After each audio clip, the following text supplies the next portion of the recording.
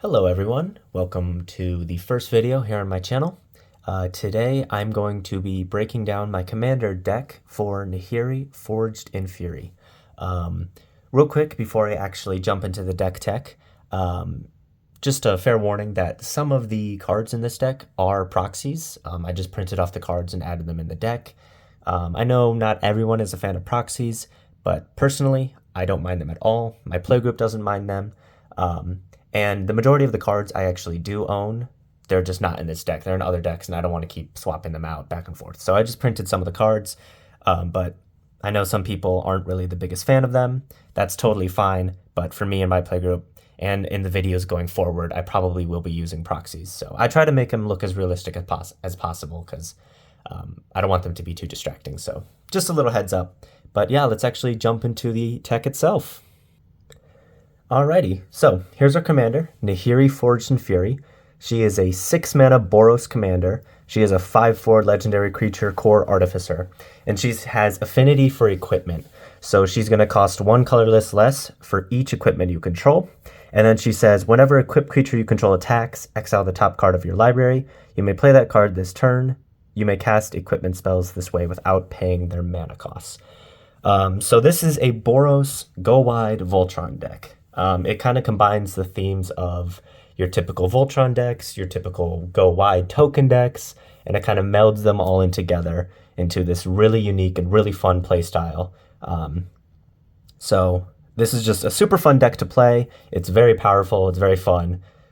So hopefully you guys enjoy the tech here. And we're actually going to start off with Planeswalkers. Alrighty, we are running 2 Planeswalkers. The first Planeswalker is Nahiri, Heir of the Ancients.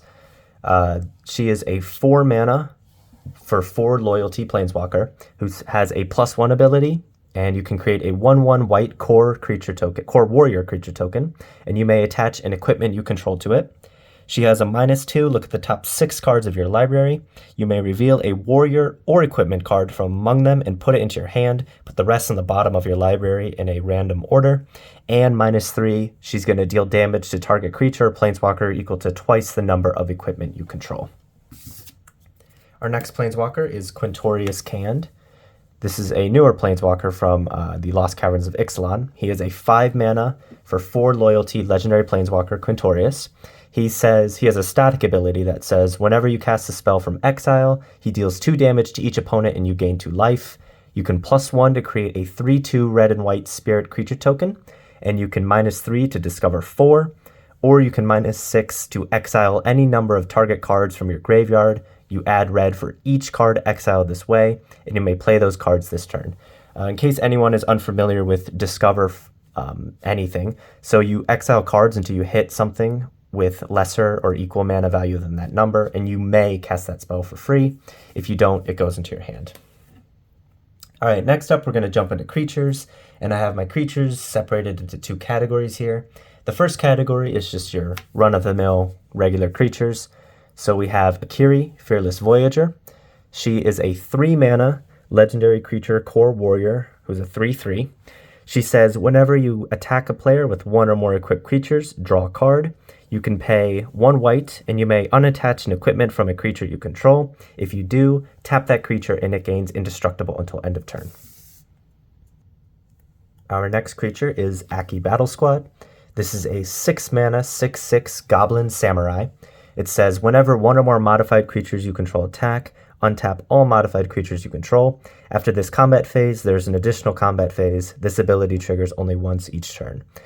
In case you don't know, modified means a creature that is equipped, a creature that has an aura attached to it, or a creature that has any number of counters on it. So this will let you get extra combats with your equipped creatures. Next here we have Ash, Destined Survivor. This is the Secret Lair Evil Dead version of Pure Steel Paladin. This is a 2-mana, 2/2 human knight that says whenever an equipment enters the battlefield under your control, you can draw a card.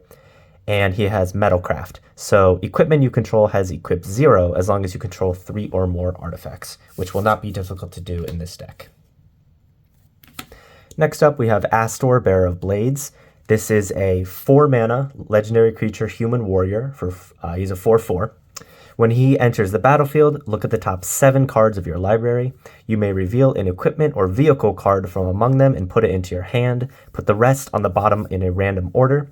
Equipment you control have equip 1, and vehicles you control have crew 1. We don't really care too much about the vehicles aspect of things, but that equipment part is very relevant for this deck. Next up, we got Brunner Battlehammer. He is a 4-mana, 5/3 legendary creature, Dwarf Warrior. Each creature you control gets +2/+0 for each equipment attached to it, and you may pay 0 rather than pay the equip cost of the first equip ability you activate each turn. Next up, we have Caparakti Sunborn. I have no idea if I pronounced that right, but we're trying our best here. This is a 4-mana, 4/4 legendary creature, human soldier. Whenever it attacks, you may tap 2 untapped artifacts and or creatures you control. If you do, discover 3. So there's more of that discover ability. And in case you don't know, 90% of the time we're going to be tapping our equipment because it doesn't matter if it's tapped or not. It's still going to have its abilities. Alrighty, next up here we have Dockside Extortionist. Everyone who's played Commander for a while knows who Dockside Extortionist is. This is a 2-mana, 1/2 Goblin Pirate that says, when it enters the battlefield, create X treasure tokens where X is the number of artifacts and enchantments your opponents control. This is a downright busted card. A lot of people have very mixed opinions on Dockside, which is totally fair. Like I said, it's a busted card, but it's a super fun card and very good, so we're going to include it. Next up, we have Halvar, God of Battle. This is a 4-mana, 4/4 legendary creature, God. Creatures you control that are enchanted or equipped have double strike, and at the beginning of each combat, you may attach target aura or equipment attached to a creature you control to target creature you control. Alrighty, so Halvar also has a backside, which is Sword of the Realms. This is a 2-mana legendary artifact equipment. It says, equipped creature gets +2/+0 and has vigilance. Whenever equipped creature dies, return it to its owner's hand, and you can pay 1 colorless and 1 white mana to equip it. So you get to choose as this card, as you cast it, which side you want to cast it for, the creature side or the equipment side. Next up, we have Jor Kadeen, First Goldwarden. This is a 2-mana, 2/2 legendary creature, Human Rebel. He has Trample, and whenever he attacks, he gets +X/+X until end of turn, where X is the number of equipped creatures you control. Then, if his power is 4 or greater, you get to draw a card. Next up, we have Sram, Senior Edificer. This is a 2-mana, 2/2 legendary creature, Dwarf Advisor. Whenever you cast an aura, equipment, or vehicle spell, you get to draw a card. Stonehaven Outfitter is next. This is a 2-mana, 2/2 creature, core artificer ally. Equipped creatures you control get +1/+1, and then whenever an equipped creature you control dies, draw a card. And lastly, for our regular creatures per se, we have Stoneforge Mystic. This is a 2-mana, 1/2 core artificer. When she enters the battlefield, you may search your library for an equipment card, reveal it, and put it into your hand, then shuffle. You can pay 2 and tap her. You may put an equipment card from your hand onto the battlefield. So it's a tutor, and it's a way to cheat out equipment. So our next category here will be reconfigured creatures. So these are creatures that are creatures, but they're also equipment, so you can choose to equip them as if they were just regular equipment artifacts.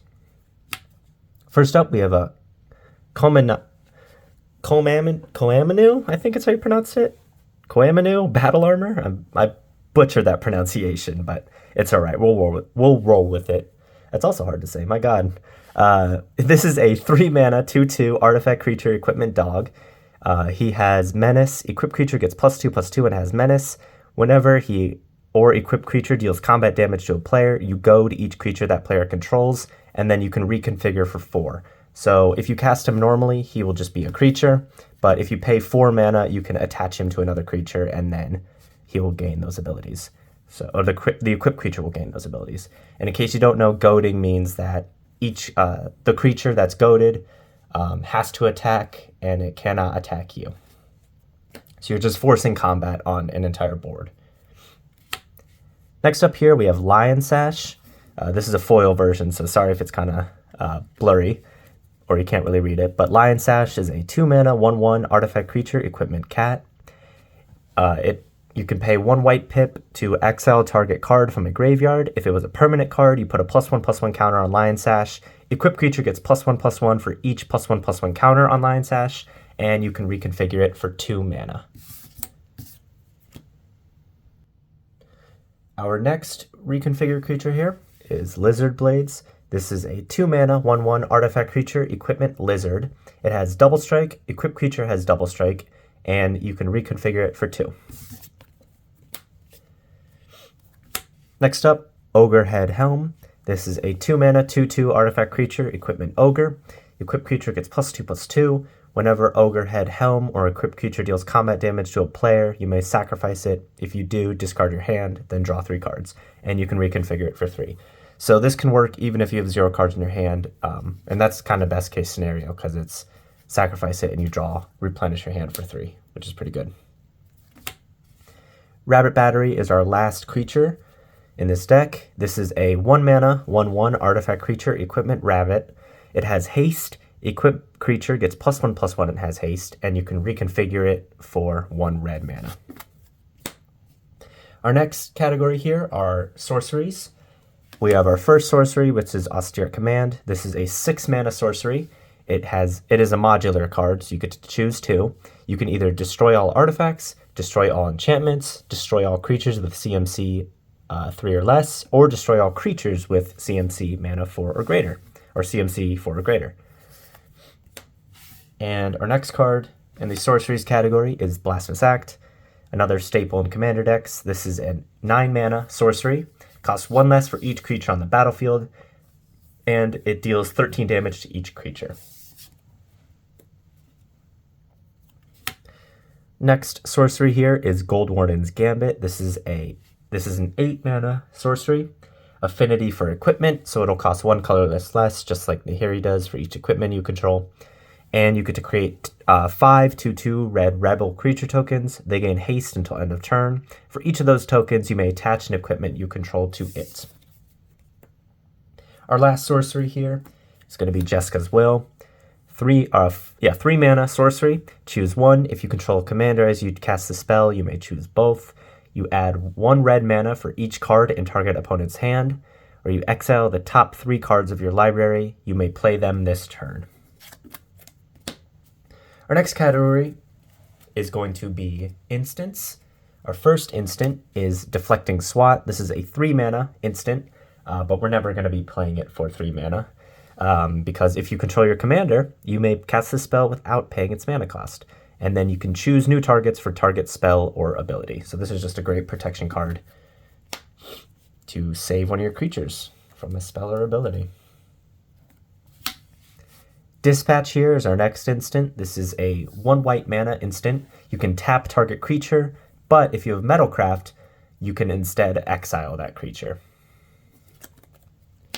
And like I said earlier, we will pretty much always have Metalcraft, unless we get board wiped. Swords to Plowshares is next. Another commander staple, 1 white mana to exile target creature. Its controller gains life equal to its power. Just be careful because this is a combat-based deck, so you don't want to give someone too much life and then not be able to finish them off later in the game. So just be careful. Teferi's Protection is next. This is your get-out-of-jail-free card. This is a 3-mana instant. Until your next turn, your life total can't change, and you gain protection from everything. And then all permanents you control phase out. So in case you don't know, while they're phased out, they're treated as though they don't exist. They phase in before you untap during your untap step, and then you have to exile Teferi's Protection. So this will just protect you from pretty much everything in the game. So, alrighty, our next category here are artifacts. And we will start off with 2 commander staples. We have Arcane Signet and Soul Ring. 2 mana to tap for 1 mana of any color in your commander's identity. And then Soul Ring is a 1 mana tap 2. Both of these are pretty much in every single commander deck, and rightfully so. They're very good. But the reason we're only running 2 ramp artifacts is because as long as we're running cheap artifact or cheap equipment, our commander's pretty much going to cost only like 2 or 3 mana, especially like turn 4 or 5. So we really don't need too many of these artifacts versus just like cheap equipment. So, all right, and speaking of equipment, we have 3 different categories for equipment. The first ones are just like the creatures, we have like regular equipment. So first here we have Argentum Armor. This is a 6 mana, equipped creature gets +6/+6, and whenever equipped creature attacks, destroy target permanent. And then it has equip 6. So equip 6 is a very high equip cost, but we have so many ways in this deck to freely equip things or auto-equip things that it's not really going to be super relevant, but it can be a get-out-of-jail-free card if you need to pay 6 to destroy something. Next up here we have Beamtown Beatstick. This is a 1 mana artifact equipment. Equipped creature gets +1/+0 and has Menace. Whenever equipped creature deals combat damage to a player or battle, create a treasure, and then you get to equip it for 2 colorless.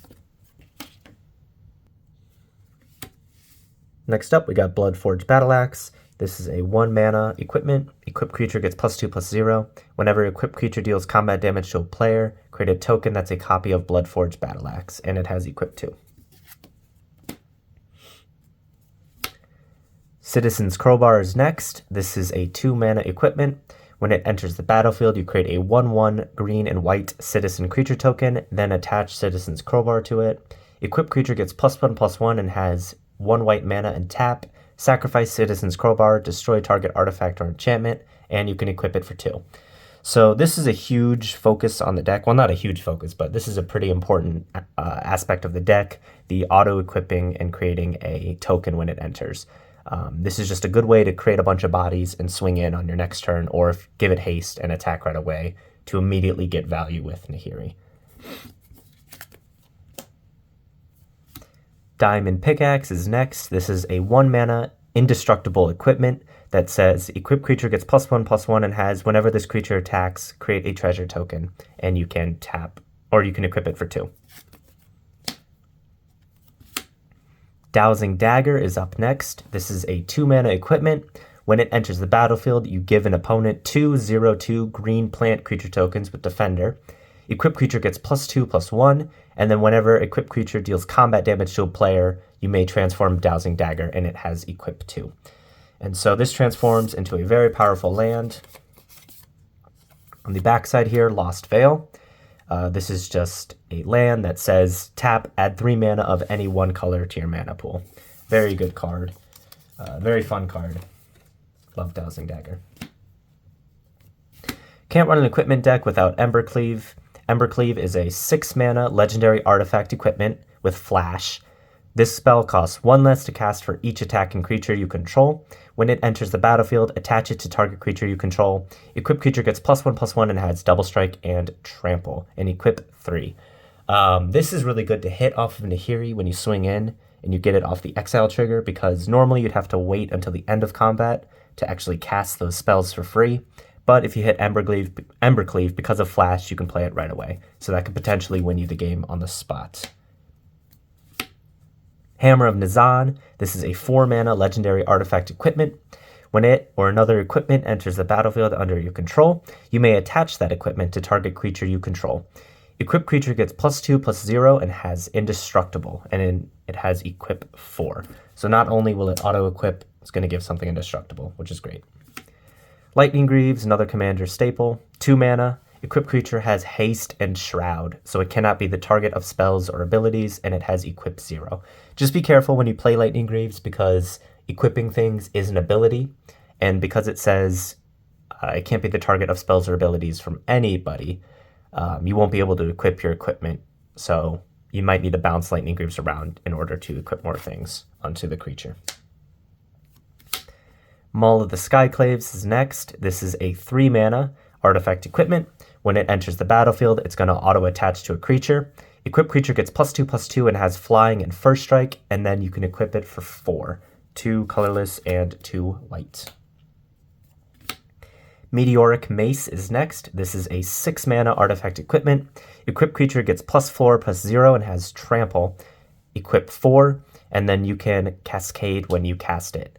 So this is similar to Discover, but you won't be able to, you'll just cast whatever costs less, and then you can't you don't have a choice in casting it. You have to cast it. So Discover's a little bit better, but this is still a fun equipment to play. Robe of Stars is next. This is a 2 mana artifact equipment. Equipped creature gets +0/+3. It has Astral Projection, so you can pay 2 mana, 1 colorless, 1 white, and equipped creature phases out, and it has equip 1.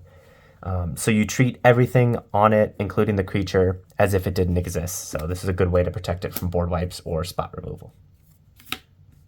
Shadow Spear is up next. This is a 1 mana legendary artifact equipment. Equipped creature gets +1/+1 and has trample and lifelink. And then you can pay 1 and permanent you control, lose permanent your opponents control, lose hexproof and indestructible until end of turn. And then you can pay 2 to equip it.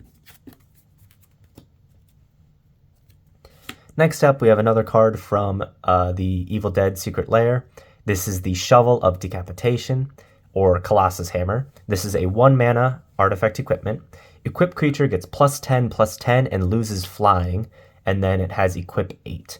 So in case you don't know already, the creature, if it has flying when you equip this, it'll lose flying, but if it gains flying later, it will have flying. So this doesn't remove flying permanently. It just removes flying up until it's equipped.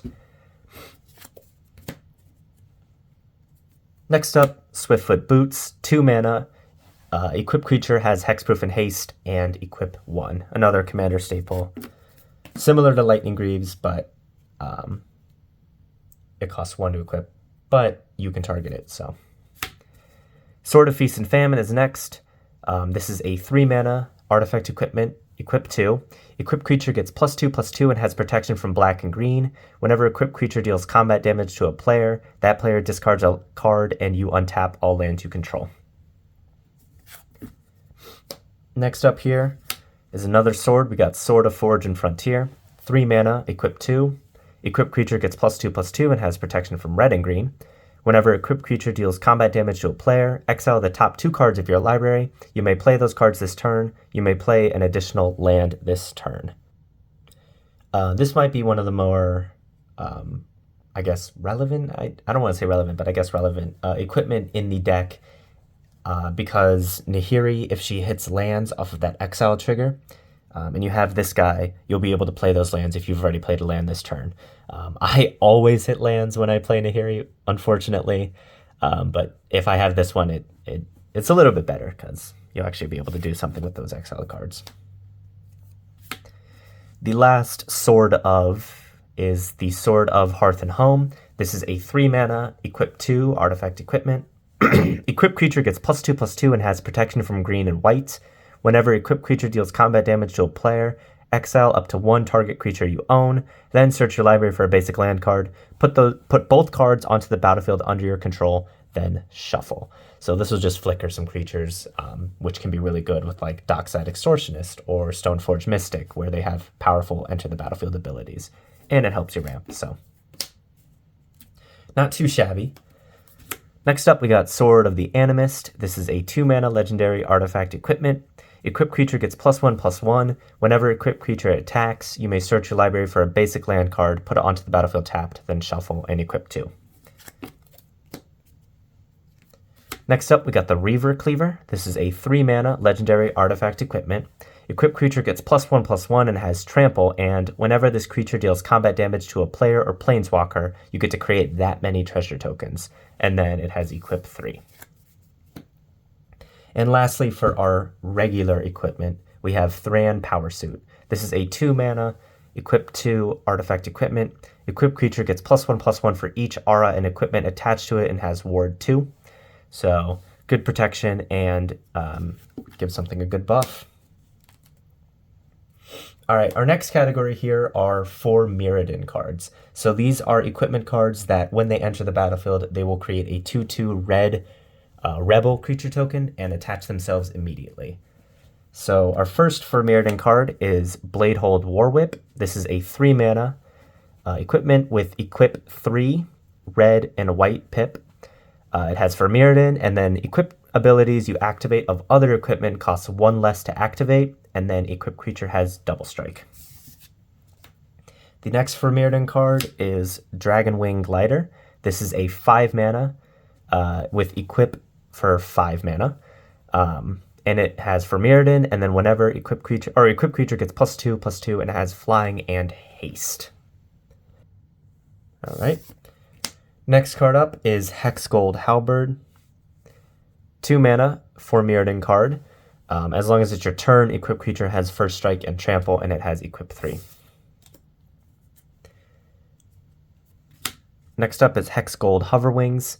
4 mana artifact equipment with 4 Mirrodin. Equip creature has flying, and creatures you control that are equipped get +1/+0 and equip for 3 mana. Hexplate Wallbreaker is next. This is a 5 mana for Mirrodin equipment. Equip creature gets +2/+2. Whenever equipped creature attacks, if it's the first combat phase this turn, untap each attacking creature. After this phase, there's an additional combat phase, and it has equip for 3 and a red pip. Glimmerlens is our next for Mirrodin card, and our final for Mirrodin card. This is a 2 mana artifact equipment. Whenever equipped creature and at least one other creature attack, draw a card, and it equips for 2. Our next category here are equipment that have Living Weapon. So Living Weapon is very similar to for Mirrodin. Instead of creating a 2/2 red rebel creature token, it'll create a 0/0 Phyrexian, black Phyrexian germ token, then it attaches to it. So first up, we got Batterbone. This is a 2 mana for equip 5, Living Weapon, and equipped creature gets +1/+1 and has vigilance and lifelink. Batterskull is our next one. This is a 5 mana Living Weapon artifact equipment.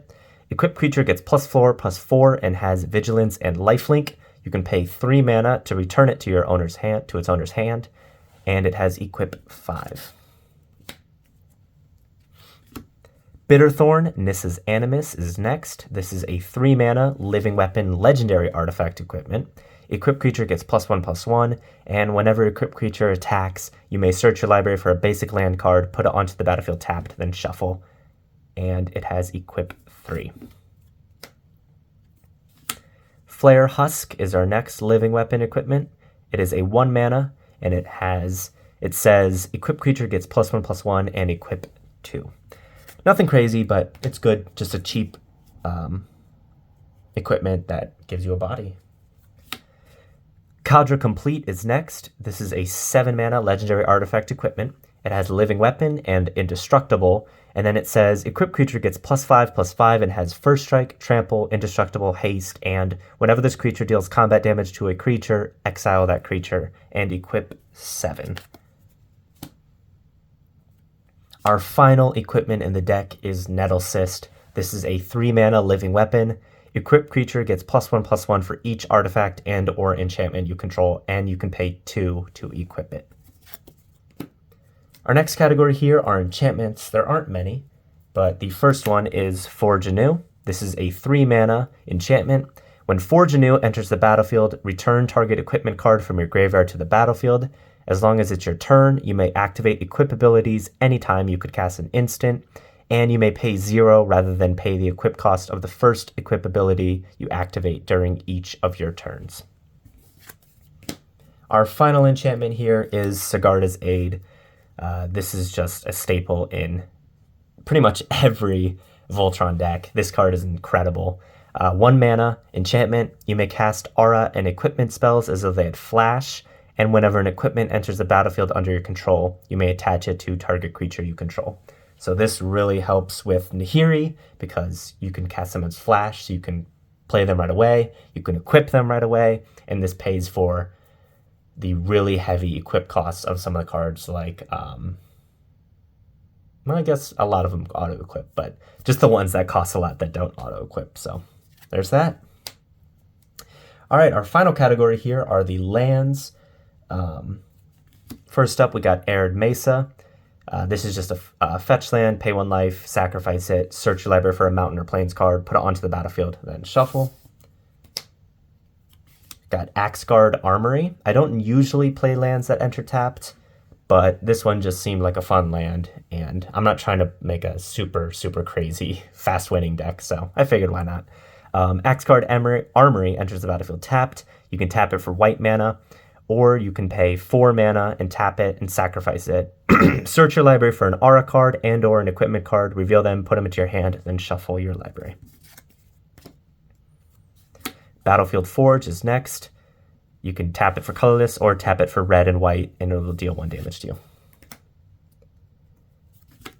Buried Ruin taps for colorless, or you can pay 2 and tap it and sacrifice it. Return target artifact card from your graveyard to your hand. Cavern of Souls is next. I pretty much include this in every single commander deck, so get used to me saying it, but when it enters the battlefield, choose a creature type, taps for colorless, or you can tap it for mana of any one color. Spend this mana only to cast a creature spell of the chosen type, and that spell can't be countered. Most of the cards in this deck are equipment, so they're colorless, so it doesn't really matter that this is a colorless land.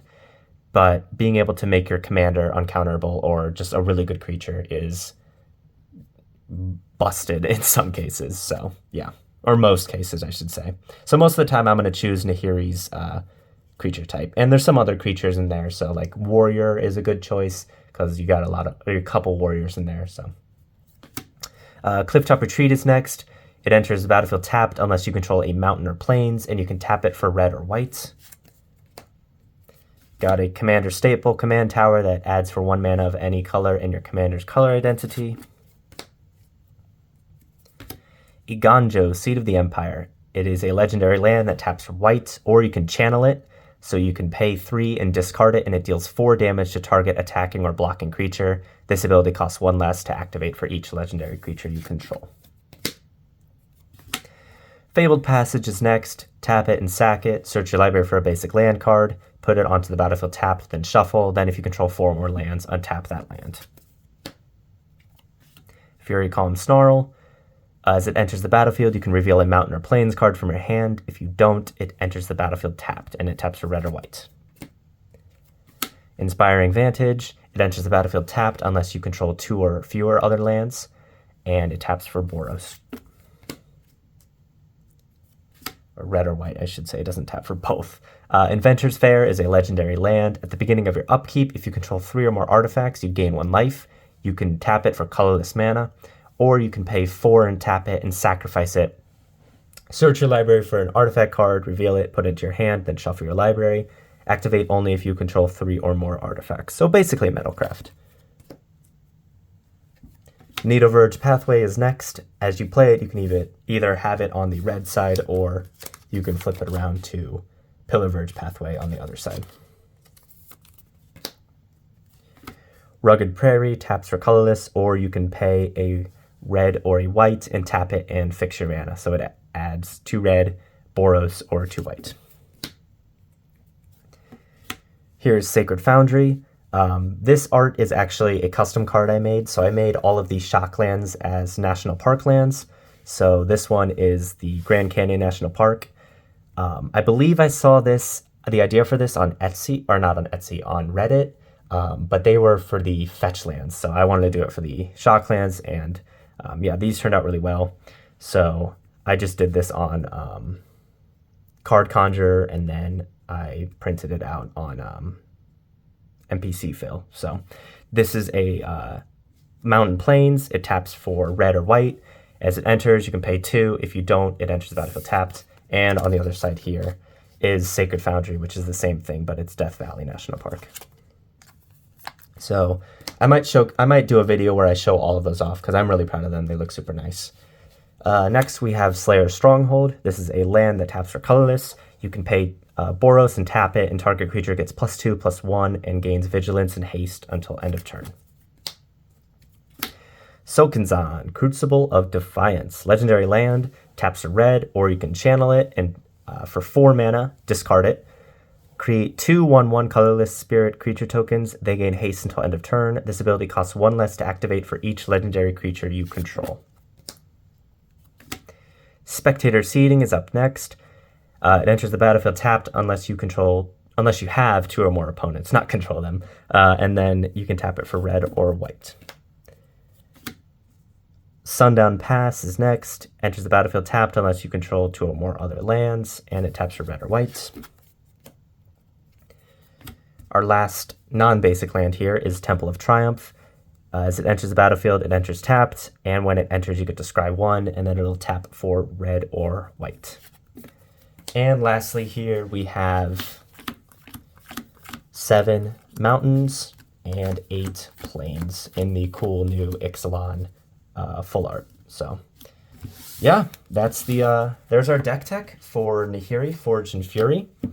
I really hope you guys enjoyed watching this video. This is my first video, so I still know I have a lot to learn, but I'm really excited to get this out there and showcase some of my other decks. If you like what you saw, please like the video. Leave a comment letting me know about maybe future deck techs I can make, or what else you would like to see from my channel. And make sure to follow me on Moxfield, because I will be posting this deck as well as future decks that I make and post on this channel. So yeah, thanks for watching.